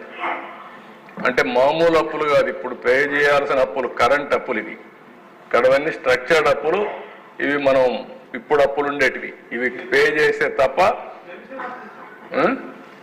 తెలిసిన అప్పులు, అవి కూడా తెలిసిన అప్పులు, మన నోటీస్కి వచ్చిన అప్పులు. ఇంకా అప్పులు వాళ్ళకి చెప్తే అవన్నీ లెక్కేసుకోవాలి. మన ఫైనాన్స్ డిపార్ట్మెంట్ ఆ పని చేస్తున్నారు ఇప్పుడు. నెక్స్ట్, ఇది కాకుండా కోర్టులో దగ్గర మీరు ఒకసారి చూస్తే కంటెంప్ట్ కేసులు ఎవ్రీడే 5,615 కేసులు వేశారు. 1,760 కోట్లకి. రిట్ పిటిషన్స్ విత్ డైరెక్షన్స్ ఇచ్చింది 3,229 కేసులకు ఇచ్చారు, 17,080 కోట్లకి. ఇంకొక పక్కన రిట్ పిటిషన్స్ ఇంకా అడ్మిట్ కావాలి 16,000. మొత్తం 24,988 రిట్లు ఫైల్ చేశారు 3,542 కోట్ల కోసం. అంటే ఆ లెక్క మళ్ళా పోయి లీగల్గా ఉంటే అది ఒక లాయర్లు పెట్టుకోవడం ఒక యాంగిల్. లాయర్ల కంటే అధ్యక్ష ఐఏఎస్ ఆఫీసర్ని సిఎస్ అని లేకపోతే సీనియర్ ఆఫీసర్ని పిలిపించి కోర్ట్ హాల్లో నిలబెట్టి నువ్వు మేము ఇచ్చిన ఆర్డర్ ఇంప్లిమెంట్ చేయలేదు కాబట్టి జైలుకు పంపించిన సందర్భాలు ఉన్నాయి. పనిష్మెంట్ జైలుకు కూడా పంపించిన సందర్భాలు ఉన్నాయి. ఒక దుర్మార్గుడి పాలనలో అధికార యంత్రాంగం ఏ విధంగా నిర్వీర్యమైపోతుంది, అధికారులు కూడా మానసిక క్షోభ ఏ విధంగా అనుభవిస్తారో చేయని తప్పుకి. వీళ్ళు చెప్పారు నువ్వు అపోజ్ చేయమని, నువ్వు డబ్బులు ఇవ్వద్దని, ఇవ్వలేమని. వీళ్ళు ఇవ్వలేకపోయారు. వాళ్ళు డైరెక్షన్ ఇచ్చారు, ఆ డైరెక్షన్ ఫుల్ఫిల్ చేయలేకపోయారు. అప్పుడు ఏం చేశారు కోర్టు? ఎవరైతే కన్సర్న్ ఆఫీసర్ ఉన్నాడో ఆ ఆఫీసర్ని కంటెంప్ట్ కింద జైలు పంపిస్తున్నారు, పనిష్మెంట్ ఇస్తున్నారు. అంటే ఎక్కడికి పోతున్నాం? అదే అడ్మినిస్ట్రేషన్ చేసినటువంటి దుర్మార్గమైన పాలన. ఒకటి రెండు తప్పులుంటే కరెక్ట్ చేసుకుంటాం. ఇన్ని తప్పులు ఎట్లా కరెక్ట్ చేస్తారా దేశ? నెక్స్ట్ ఇంకొక పక్కన ఇది ఎందుకు ఇవన్నీ వచ్చేదానికి ఒక చిన్న ఉదాహరణ మీకు. ఎప్పుడు కూడా క్యాపిటల్ ఎక్స్పెండిచర్ చాలా ముఖ్యం. ఆదాయం రావాలంటే రెవెన్యూ ఎక్స్పెండిచర్ కంపల్సరీగా ఉంటుంది. జీతాలు ఇవ్వడం, లేకపోతే వెల్ఫేర్ ఇవ్వడం, ఇవి ఇవ్వాలి. బ్యాలెన్స్ అనేది ఇంపార్టెంట్. అక్కడే క్యాపిటల్ ఎక్స్పెండిచర్. ఈ క్యాపిటల్ ఎక్స్పెండిచర్ మీరు చూస్తే దగ్గర దగ్గర 5 ఏళ్లలో 2014-19 కంటే 60% తగ్గిపోయింది. 40% ఖర్చు పెట్టే పరిస్థితికి వచ్చారు. 40% ఖర్చు పెట్టారు కాబట్టి ఆదాయం తగ్గిపోయింది. ఓసారి గ్రోత్ నేను మొన్న కూడా మీకు చెప్పాను, 1% గ్రోత్ వస్తే 15,000 కోట్ల రూపాయల ఆదాయం అదనంగా వస్తుంది. 5% పెంచుకోగలిగితే 75,000 కోట్లు వస్తుంది. నిన్న కేంద్రం 15,000 కోట్ల రూపాయల అప్పు కానీ ఏదైనా కానీ మన అమరావతికి ఇస్తే మనం సంబరపడిపోయాం, మనం సంపాదించుకోలేక. ఇది ఒక ఎగ్జాంపుల్ ఇది. అందుకే ఈరోజు మీరు చూస్తే తెలంగాణ, ఆంధ్రప్రదేశ్ రెండు కూడా విడిపోయినప్పుడు కొన్ని డిసడ్వాంటేజెస్ ఉన్నా 18-19కి బ్యాలెన్స్ చేయడానికి ముందుకు పోయాం. ఈరోజు అందుకోలేనటువంటి డిస్టెన్స్కి వెళ్ళిపోయాం. 5 ఏళ్లలో జరిగిన డ్యామేజ్, అక్కడ జరిగే అభివృద్ధి వల్ల మొత్తం దెబ్బతిన్నాం. ఈరోజు మీరు ఇక్కడ చూస్తే ఒక్క వాటర్ రిసోర్స్లో 14-15-19లో 45,000 కోట్లు పెడితే 20,000 కోట్లు కూడా పెట్టలేదు. ట్రాన్స్పోర్ట్, రోడ్స్ అండ్ బిల్డింగ్స్ 8,805 కోట్లు పెడితే వీళ్ళు పెట్టింది 1,300 కోట్లు. అందుకే ఏ రోడ్డు చూసినా గుంతలు, రోడ్డు మీద ఎక్కడా మట్టేలేదు 5 ఏళ్లలో. అందువలన మొత్తం నాశనం అయిపోయిన వ్యవస్థ అంతా. సోషల్ వెల్ఫేర్లో 10,000 కోట్లు పెడితే దాంట్లో 400 కోట్లే పెట్టారు. Women, child, differently abled and senior citizen 357 కోట్లు పెడితే 186. ఇన్ఫర్మేషన్ టెక్నాలజీ, ఎలక్ట్రానిక్స్ అండ్ కమ్యూనికేషన్కి 289 కోట్లు పెడితే ఒక్క పైసా పెట్టలేదు. ఇండస్ట్రీస్ అండ్ కామర్స్ 1142కి 965. ట్రైబల్ వెల్ఫేర్ 609కి 229. ఇన్ఫ్రాస్ట్రక్చర్ అండ్ ఇన్వెస్ట్మెంట్ 732కి 372. అంటే క్యాపిటల్ ఇది వచ్చినప్పుడు ఆ హెడ్స్ లో క్లాసిఫికేషన్ ప్రకారం పెట్టాం. ఇంకా కొన్ని మిస్ అయి ఉంటాయి, అవి కూడా కరెక్ట్ చేసుకోవాలి. ఓవరాల్ గా మేజర్ హెడ్స్ ఇక్కడ చూపించడం జరిగింది. నెక్స్ట్ ఇది ఒక డిపార్ట్మెంట్ మీకు చూపించాం. వాటర్ రిసోర్స్ డిపార్ట్మెంట్ లో సాగునీటి ప్రాజెక్టులో 14-19, 19-24కి 57% తగ్గిపోయింది. అంటే 47,500 నుంచి 20,700 పడిపోయింది. ఒక్క ట్రాన్స్పోర్ట్, రోడ్స్ అండ్ బిల్డింగ్స్ 85% తగ్గిపోయింది. అంటే 8,800 నుంచి 1,300కు పడిపోయింది. అందుకే ఇన్ఫ్రాస్ట్రక్చర్ ఎప్పుడు దెబ్బతింటుందో ఆటోమేటిక్గా అభివృద్ధికి కూడా సెట్ బ్యాక్ వస్తుంది. అదే ఈ రాష్ట్రంలో జరిగింది. నెక్స్ట్ ఇక్కడ ఈ స్లైడ్లో మీకు చూపించింది ప్రభుత్వం చేసే అప్పు, మనం క్యాపిటల్ ఎక్స్పెండిచర్కి పెట్టిన విధానం. 14-19లో 59% మనం ఖర్చు పెట్టాం. ఎప్పుడైనా సరే 1,35,106 కోట్ల రూపాయలు అప్పు తీస్తే 79,900 మనం ఓన్లీ క్యాపిటల్ ఎక్స్పెండిచర్ పెట్టాం. వీళ్ళు అప్పు తీసుకొచ్చింది 3,06,606 కోట్ల రూపాయల రికార్డులు చూపించారు. క్యాపిటల్కి పెట్టింది 69,117 కోట్లు. అంటే 22.54% తగ్గిపోయింది. ఆ వ్యత్యాసం మీరు చూసినప్పుడు 100 రూపాయలు మనం బారో చేస్తే 59 రూపాయలు ఖర్చు పెట్టాం.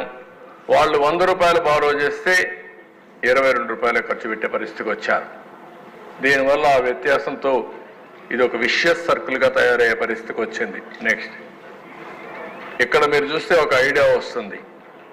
ఏ విధంగా ఒక డెట్ ట్రాప్, ఒక విషియస్ సర్కిల్ ఫైనాన్స్లో మనం మొత్తం క్రైసిస్లో పడ్డామో ఇది ఒక ఉదాహరణ.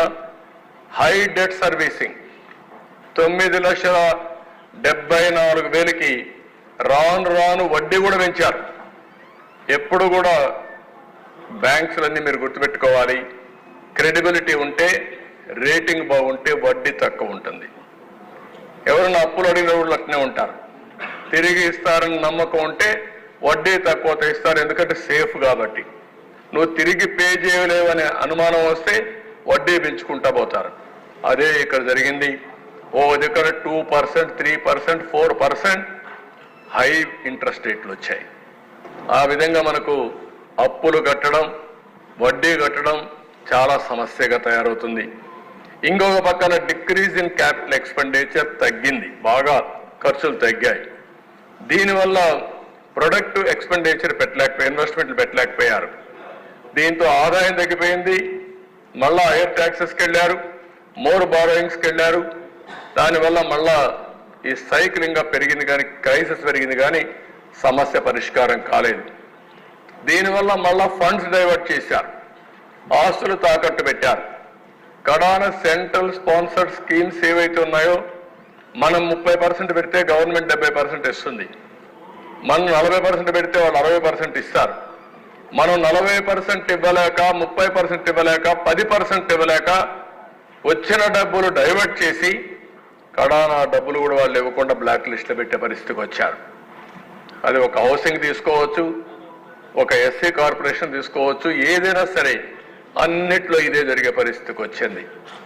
అందుకే అక్కడ ఫిస్కల్ పారామీటర్స్ మీకు కొన్ని పెట్టారు, ఎకనామిక్ ఇండికేటర్స్. ఎలక్ట్రిసిటీ డ్యూటీ మనం ఉన్నప్పుడు 6 పైసలు వేసి, తెలుగుదేశం ఉన్నప్పుడు 6 పైసలు వేసింది, ఇప్పుడు రూపాయి చేశారు. ఆ రూపాయి కూడా ఆ రోజు 6 పైసలు ఎలక్ట్రిసిటీ బోర్డే తీసుకున్నారు. వీళ్ళు వచ్చిన తర్వాత రూపాయి ఎలక్ట్రిసిటీ డ్యూటీ వేసి గవర్నమెంట్ లాగా వేసుకునే పరిస్థితికి వచ్చారు. దానివల్ల ఇంకా క్రైసిస్ పెరిగే పరిస్థితికి వచ్చింది. వాటర్ టారిఫ్ కేఎల్ ఆ రోజు 40 రూపాయలు ఉంటే ఈరోజు 120 రూపాయలు పెరిగింది. ఇంకో పక్క శాండ్ ఫ్రీ ఉంటే 475. ఆర్టీసీ బస్ రేట్లు 0.6 నుంచి 2.6 ఉంటే 0.8, 2.7. ఫిస్కల్ డెఫిషిట్ 35,000 రూపాయలు ఉంటే ఇప్పుడు 60,000 రూపాయలు, 60,000. అదే డెట్ జిఎస్టిపి రేషియో 44% ఉంటే 53%. ఇన్ఫ్లేషన్ 4.5 నుంచి 6.2. పర్ క్యాపిటా డెట్ 74,790 ఉంటే ఇప్పుడు 1,44,336. పర్ క్యాపిటా ఇన్కమ్ 13.2% ఉంటే 9.5% తగ్గిపోయింది. ఇండస్ట్రియల్ క్రెడిట్ గ్రోత్ 15.3% అప్పుడు గ్రో అయింటే ఇప్పుడు 6.8%. అంటే క్రెడిట్ తీసుకున్న వాళ్ళు కూడా లేరు, అప్పులు తీసుకొని మళ్ళీ ఇన్వెస్ట్మెంట్ పెట్టడానికి కూడా ముందుకు రాని పరిస్థితికి వచ్చాం. ఇంకో పక్క పర్ క్యాపిటా పవర్ కన్జంప్షన్ 9% అప్పుడు గ్రో అయితే ఇప్పుడు 2% గ్రోత్కి వచ్చేసింది. కరెంటు వాడకం కూడా తగ్గిపోయే పరిస్థితికి వచ్చింది. యూనిట్ స్టార్టెడ్ ప్రొడక్షన్ 225 వస్తే ఎక్కువగా ముందుకు పోయే పరిస్థితి వస్తుంది. నెక్స్ట్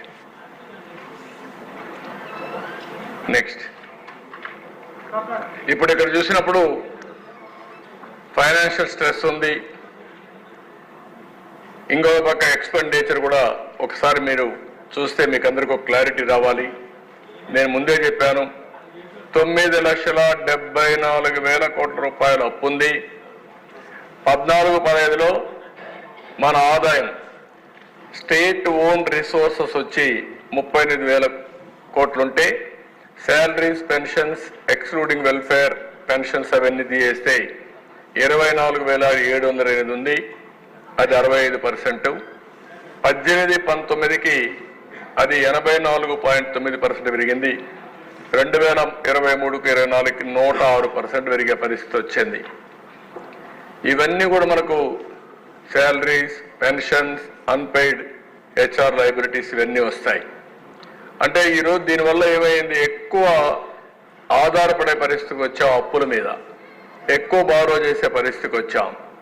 ఈరోజు 24-25కి ఎక్కడ చేరామంటే శాలరీస్, పెన్షన్స్ 92,809 కోట్లు, debt servicing including corporations 71,881, essential committed expenditure 1,64,750, United revenue, state own revenues, all these things మీరు లెక్కేసుకుంటే 1,45,643. ఆ స్లైడ్ మీరు చూసినప్పుడు మన ఆదాయం మొత్తం 1,45,643, మొత్తం ట్యాక్స్ సెంట్రల్ గవర్నమెంట్ ఇచ్చేది, స్టేట్ గవర్నమెంట్ వచ్చేది మొత్తం ఆదాయం. దాంట్లో మన ఖర్చులు, ఎసెన్షియల్ ఖర్చులే శాలరీస్, పెన్షన్స్ అన్ని 93,000 కోట్లు, అప్పు వడ్డీ 72,000 కోట్లు. 72,000 కోట్ల రూపాయలు మనకు వచ్చే ఆదాయం నుంచి అప్పులు కట్టాలి, వడ్డీలు కట్టాలి, ఆ పైన శాలరీస్, పెన్షన్స్, ఎసెన్షియల్ సర్వీసెస్ అన్నిటి ఖర్చు పెట్టాలి. దీంట్లో గ్యాప్ చూస్తే 19,000 కోట్ల రూపాయలు యాజ్ ఆన్ నౌ. దానికే ఇంకా ఆలోచించాలి, మీరు అందరూ కూడా ఆలోచించి ఇన్నోవేటివ్గా ప్రజలకు కూడా తెలియాలి, అన్ని విషయాలు వాళ్ళకు తెలియాలి, మీకు తెలియాలి. తెలిసిన తర్వాత ఏం చేయాలో అక్కడి నుంచి ప్రారంభించాలి, ఆదాయాన్ని పెంచుకునే మార్గాలు ఆలోచించాలి. ఎవ్రీ 100 రూపాయలు మనకు ఆదాయం వస్తే 113 కోట్లు, 13 రూపాయలు ఖర్చులకు కావాలి. అంటే 13 రూపాయలు అప్పులన్నా చేయాలి, లేకుంటే ఏం చేయాలి, ఇక్కడికి మళ్ళా మనం ప్రామిస్ చేసేటి ఎక్స్ట్రా లేవు. నెక్స్ట్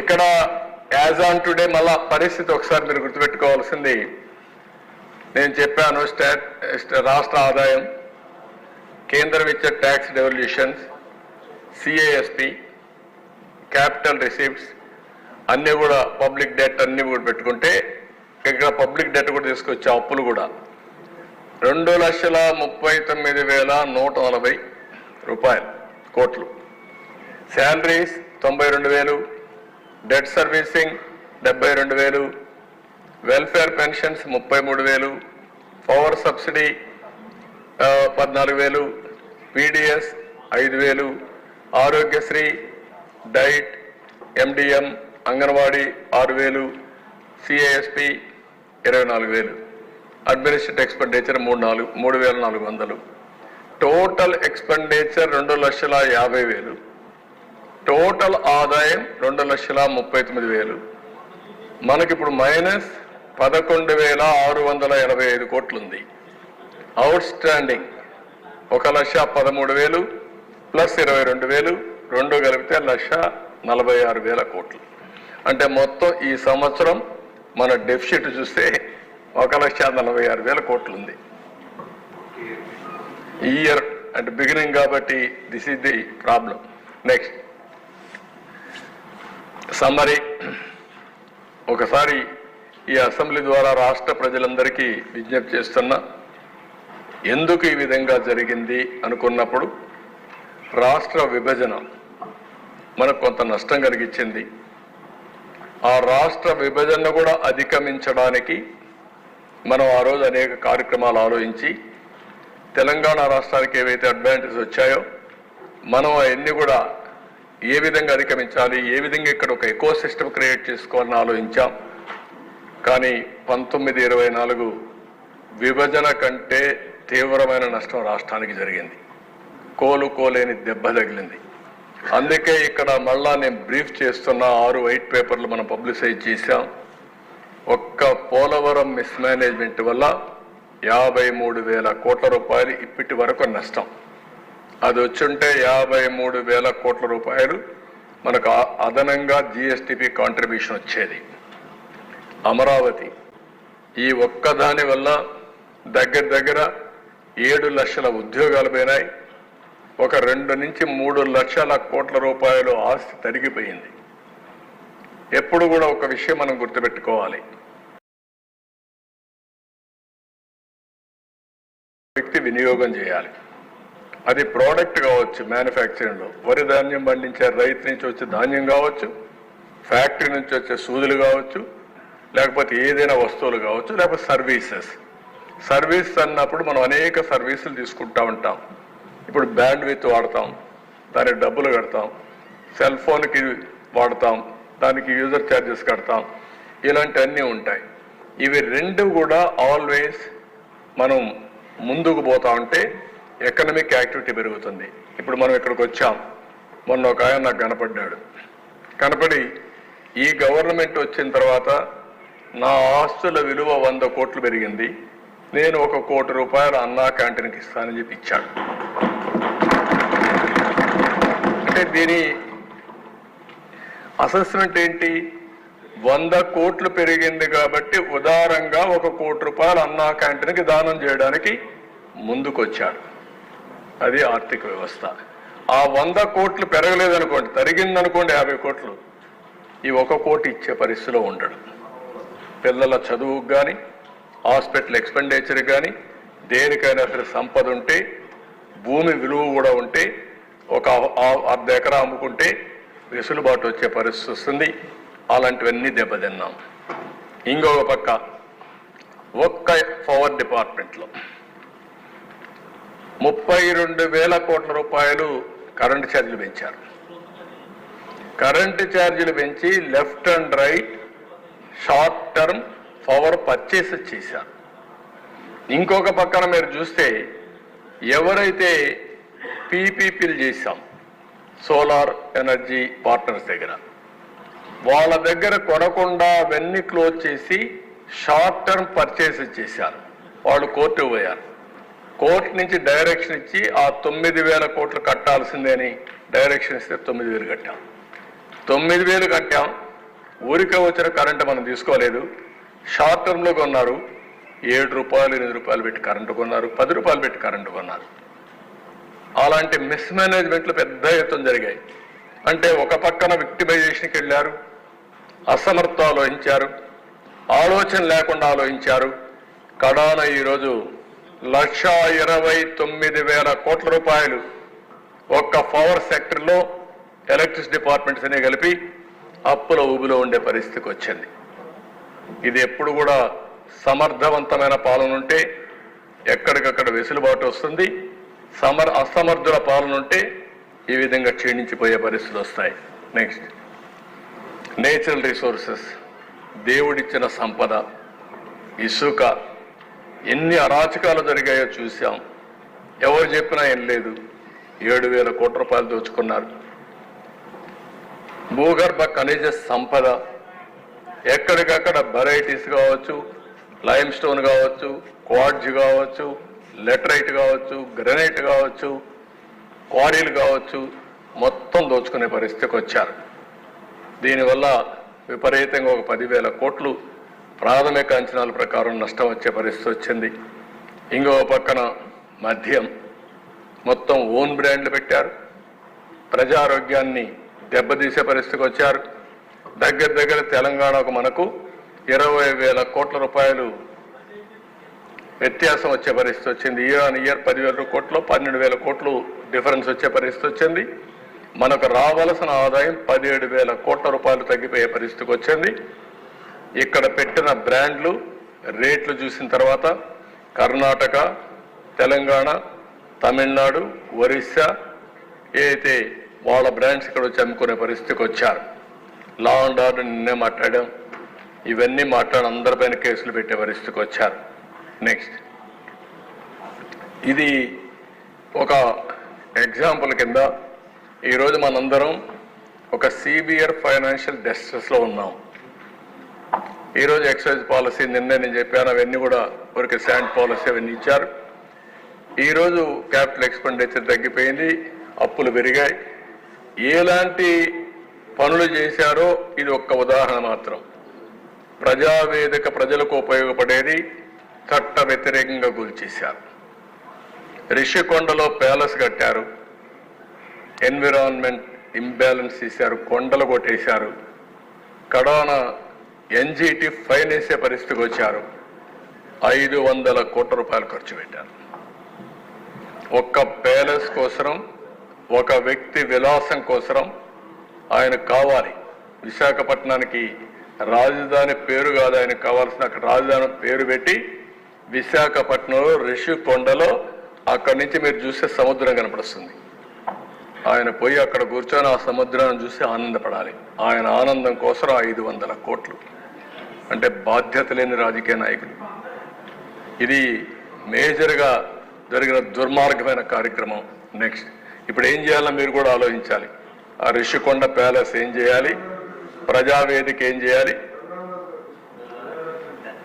నాన్ సీరియస్ కాదు ప్రసాద్ గారు, నువ్వు ఆయన తీసుకునేది కాదు. ఏంటి ప్రజాధనాన్ని ఈ విధంగా దుర్వినియోగం చేస్తే మనలో ఏంటి చైతన్యం, ప్రజా చైతన్యం ఏంటని అడుగుతున్నా. బాధ్యత లేకుండా ఇష్టానుసారంగా చేసి తప్పించుకోవాలనుకుంటే ఇది రైట్ అని అడుగుతున్నా. నేను 14 ఏళ్ళు సీఎంగా ఉన్నా, అంతకుముందు 5 ఇప్పుడు కూడా ఉన్నాను.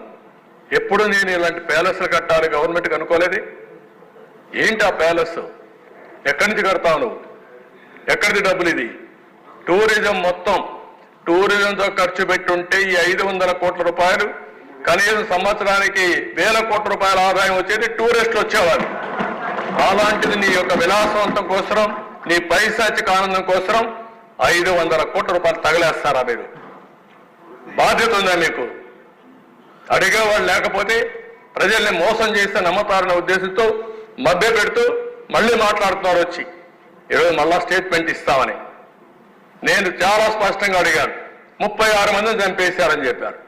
36 పేర్లు ఇమ్మన్నాం. ఏ పేర్లో ఇమ్మని వారం నుంచి అడుగుతున్నాం. సిగ్గుంటే ఇవ్వాలి కదండి. ఉంటే కాదు అంటే లెక్కలేనితనం. ప్రజా జీవితం అంటే ఏం చెప్పినా నమ్మతారు. ఒక చెత్త పేపర్ పెట్టుకున్నా ఆ పేపర్ని రాసుకుంటా, నేను నమ్మిస్తా. చెప్పిన తప్పే చెప్పకుండా చెప్తే అబద్ధాలు చెప్తా ఉంటే నమ్మి మోసపోతారనే ఉద్దేశం ఉంది. అది నమ్మకుండా ఉండాలంటే మనం కూడా బాధ్యతగా ప్రజా చైతన్యం తీసుకొస్తే ఇలాంటి సమస్యలకు ఒకే విరుగుడు, అది ప్రజా చైతన్యం అని చెప్పి కూడా మీ అందరికీ తెలియజేస్తున్నా. బాధ ఉంది, ఆవేదన ఉంది. మనం హామీలు ఇచ్చాం, సూపర్ 6 చెప్పాం, చూస్తే భయం వేస్తా ఉంది. ముందు కదలలేకపోతున్నాం. ఈ విషయాలు రాష్ట్ర ప్రజానీకం కూడా ఆలోచించాలి. సీరియస్గా ఆలోచిస్తే తప్ప ఈ సమస్యగానే ఎప్పుడూ ఉంటుంది. ఏ నాయకుడైనా సరే, పబ్లిక్ లైఫ్లో ఉండే నాయకుడు, ప్రజా జీవితంలో ఉన్న నాయకుడు బాధ్యతగా ఉండాలి. మనం ట్రస్టీస్ మాత్రమే, పెత్తందారులు కాదు. ఇష్టానుసారంగా దుర్వినియోగం చేయడం, విలాసవంతంగా ఎంజాయ్ చేయడం, లేకుంటే ఇష్టం వచ్చేట్టు చేయడం, తద్వారా ప్రజలకు అన్యాయం చేయడం కరెక్ట్ కాదు. అదే జరిగింది 5 సంవత్సరాల్లో. ఆ విషయాలే ప్రజలకు మనం చెప్పాల్సిన అవసరం ఉంది. అదే సమయంలో నెక్స్ట్ ఈరోజు మనం గుర్తుపెట్టుకోవాలి, ఇవన్నీ జరిగాయి కాబట్టి ప్రజల్లో విపరీతమైన రియాక్షన్ వచ్చింది.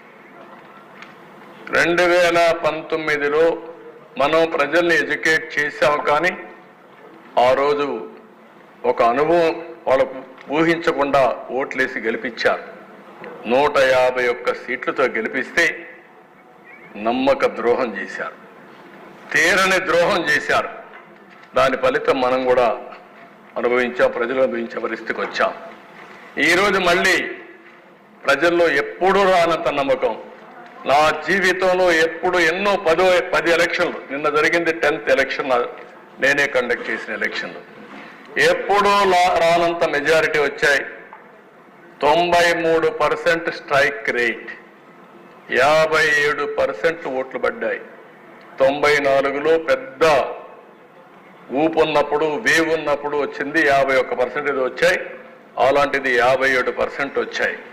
అంటే ఇది అన్ప్రెసిడెంటెడ్ హిస్టరీ ఇన్ ఆంధ్రప్రదేశ్.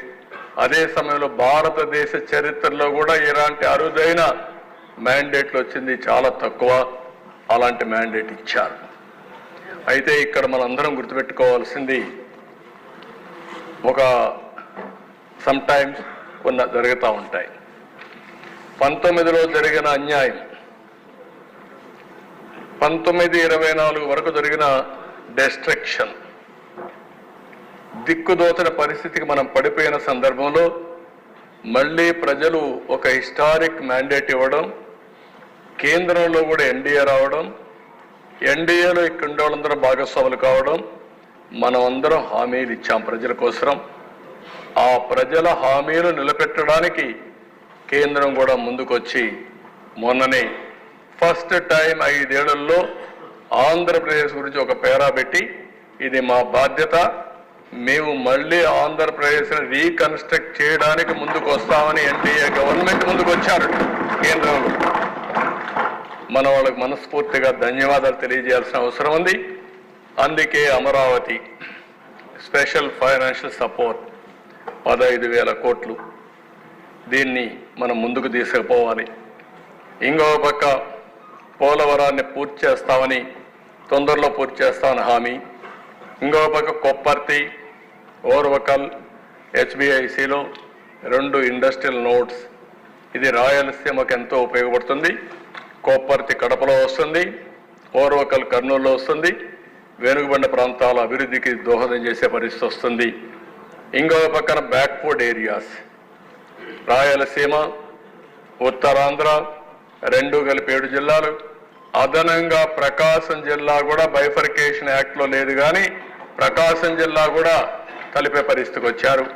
ఇది శుభ పరిణామం. ఇది కాకుండా ఏదైతే మనకు క్యాపిటల్ ఇన్వెస్ట్మెంట్కి డబ్బులు లేవు, నేను చూపించాను, దానికి కూడా కొంత వెసులుబాటు ఇస్తామని హామీ ఇచ్చారు, అది కూడా వచ్చే అవకాశం వస్తుంది. ఇవి నెక్స్ట్, ఇవన్నీ కూడా మనం గుర్తుపెట్టుకోవాల్సింది, ఇవి వస్తాయి. అదే సమయంలో మన మీద బాధ్యతలు ఎక్కువ ఉన్నాయి. ఈరోజు మనం ఇచ్చిన బాధ్యతలను కూడా నెరవేర్చడానికి ముందుకు పోయాం. మనం ఒక అడుగు ముందుకేసాం తప్ప ఎక్కడ కూడా ఒక అడుగు వెనక్కి వేసే పరిస్థితులు లేవు. ఏదైతే ల్యాండ్ టైటిలింగ్ యాక్ట్ చెప్పామో రద్దు చేస్తామని చెప్పి మొదటి 5 సంతకాల్లో ల్యాండ్ టైటిలింగ్ యాక్ట్ సంతకం పెట్టి, ఫస్ట్ క్యాబినెట్లో పెట్టి, ఫస్ట్ అసెంబ్లీ సెషన్లో పెట్టి, అదే మరి కౌన్సిల్లో కూడా పెట్టి రద్దు చేయించాం. రెండోది పెన్షన్ 4,000 రూపాయలు పింఛన్ ఇవ్వడానికి మనం చెప్పాం, ఏప్రిల్ నుంచి ఇస్తా అన్నాం, అది కూడా మనం అమలు చేశాం. ఇంకొక పక్కన డిఎస్సి మొదటి సంతకం అని చెప్పాం, 16,347 టీచర్ ఉద్యోగాలు ఇవ్వడానికి ముందుకు పోయాం. అవి కూడా టైం బౌండ్ ప్రోగ్రాం ప్రకారం ఎక్కడ కూడా ట్రాన్స్పరెంట్గా అవి కూడా పూర్తి చేస్తాం. స్కిల్ సెన్సస్ పెట్టాం, ఆ స్కిల్ సెన్సస్ కూడా మనం ఆ ఫార్మాట్లో మీరు కూడా ఐడియాస్ ఇవ్వండి. ఇది ఒక గేమ్ చేంజర్ అవుతుంది. దేశంలోని ఎక్కడా చేయని విధంగా, ప్రపంచంలోని ఎక్కడా చేయని విధంగా ఈ స్కిల్ సెన్సస్ తీసుకుంటున్నాం. దీనివల్ల స్కిల్ అప్గ్రేడేషన్ చేసి ఎక్కడికక్కడ పనిచేసే విధానంలో తెలుగు జాతి ముందుండే విధంగా తీసుకెళ్తాం. ఆగస్టు 15వ తారీఖున అన్నా క్యాంటీన్, మినిమం 100 సెంటర్లో అన్నా క్యాంటీన్ ఓపెన్ చేసి 5 రూపాయలకి పేదలకు అన్నం పెట్టే కార్యక్రమానికి శ్రీకారం చుడతాం. మొన్ననే ఫ్రీ స్టాండ్ పాలసీ తీసుకొచ్చాం. దాంట్లో మనం అందరం కూడా క్లియర్గా ఉండాలి. ఒక ట్రూ స్పిరిట్తో ఫ్రీ స్టాండ్ అనేది పేదలకు అందాలి. దాన్ని కూడా మనం ముందు తీసుకెళ్దాం. ఇవి కాకుండా మనకి ఇంకా సూపర్ 6లో కొన్ని ఉన్నాయి, మనం చేయాల్సిన పనులు ఉన్నాయి. కేంద్రం నుంచి నిధులు రావాలి, మనం కూడా కష్టపడాలి, ఆదాయాన్ని పెంచుకోవాలి. 2 మనం ఇచ్చిన మాటలు కూడా నెరవేర్చుకోవాలంటే ఈ 2 కూడా ముందుకు తీసుకుపోవాల్సిన అవసరం ఉంది.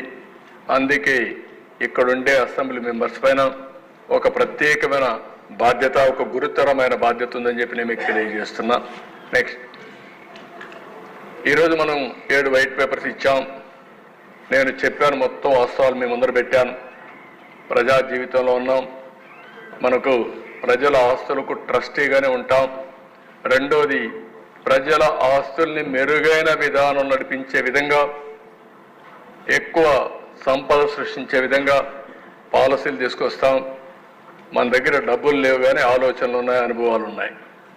నాకు కూడా హైదరాబాద్ నగరాన్ని ఒక్క పైసా ఖర్చు లేకుండా ఒక బ్రహ్మాండమైన నగరంగా చేశాం. ఒక పక్క నాకు ఆలోచనలు ఉన్నాయి, ఇంకొక పక్క మిత్రుడు పవన్ కళ్యాణ్ గారికి పట్టుదల ఉంది, ఈ రాష్ట్రానికి ఏదో చేయాలని తపన ఉంది, ఆ తపన ముందు నడిపిస్తుంది. మూడోది బీజేపీ, ఢిల్లీలో నరేంద్ర మోడీ గారు కూడా వికసిత్ భారత్ 2047 పెట్టుకున్నారు.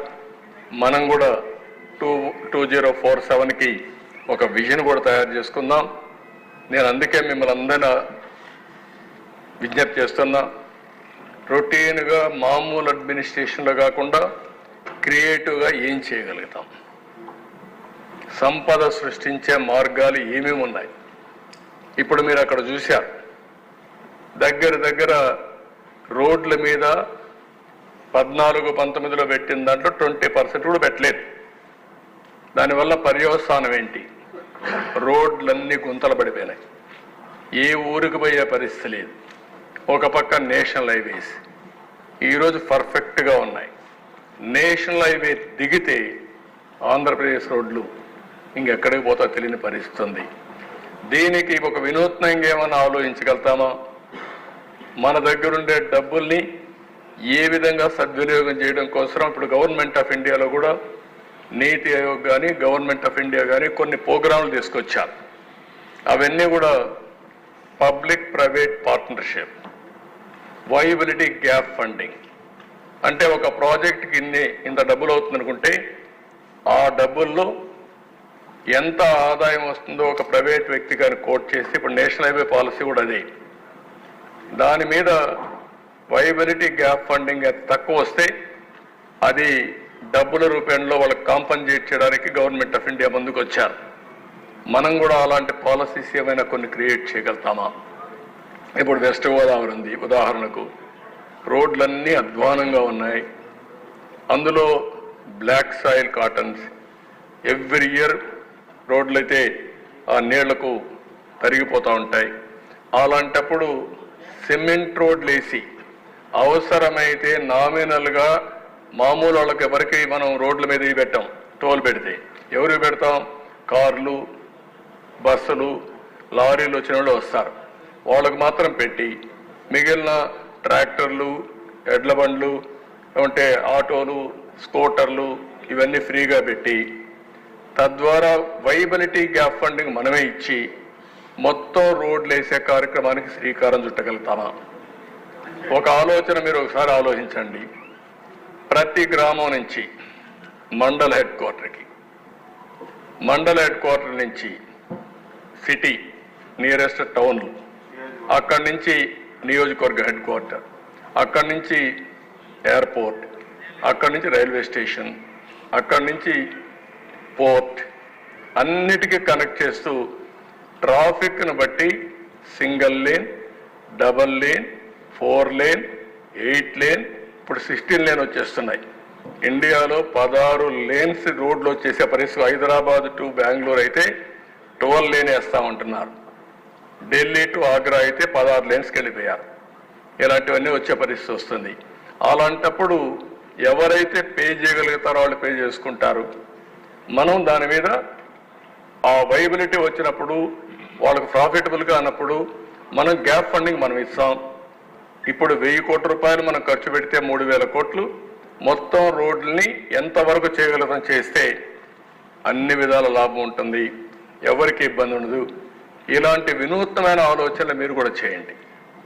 నేను ఒక్కడే చెప్పడం కాదు, ఇవన్నీ కూడా వినూత్నంగా ఆలోచించి అవుట్ ఆఫ్ బాక్స్ థింకింగ్ చేస్తే తప్ప మళ్ళీ ఈ రాష్ట్రాన్ని మనం ముందుకు తీసుకుపోలేం.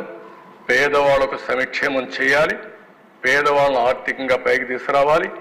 నేను కూడా పదే చెప్తున్నా, జీరో పావర్టీ మన లక్ష్యంగా ఉండాలి. పేదరికం లేని సమాజం, ఆర్థిక అసమానతలు తగ్గించే వ్యవస్థ ఉండాలి. అలాంటి ప్రాజెక్ట్ ఏవైతే కాన్సెప్ట్స్ ఉన్నాయో నేను ఇన్ కోర్స్ ఆఫ్ టైం మళ్ళీ అసెంబ్లీకి వస్తా.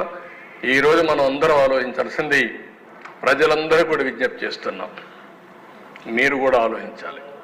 మనం అందరం ఆలోచించి షార్ట్ టర్మ్లో ఏం చేయగలుగుతాం, మీడియం టర్మ్లో ఏం చేయగలుగుతాం, లాంగ్ టర్మ్లో ఏం చేయగలుగుతాం ఆలోచించడం చాలా అవసరం. నేను ప్రజలకు విజ్ఞప్తి చేస్తున్నా, ఈ ప్రభుత్వం మీకోసం ఉన్నాం. ప్రతి ఒక్క పైసా మీ సమిక్షేమానికి అభివృద్ధి కోసమే ఖర్చు పెడతాం, మీ బాగోగుల కోసమే ఖర్చు పెడతాం. దేశంలో ఏ రాష్ట్రం సంపాదించనంత సంపద సృష్టిస్తాం, ఆదాయాన్ని పెంచుతాం. ఆ ఆదాయాన్ని తిరిగి మీకే చేరవేసే బాధ్యత మేము తీసుకుంటామని మరొక్కసారి స్పష్టం చేస్తున్నాను. నేను ఎన్నికల్లో ఒక మాట చెప్పాను, చాలా మీటింగ్లో చెప్పాను. ఈరోజు మీకు ఇచ్చేది 10 రూపాయలు ఇచ్చి 100 రూపాయలు లాక్కుంటున్నారు. నేను అదే మీకు చూపించింది.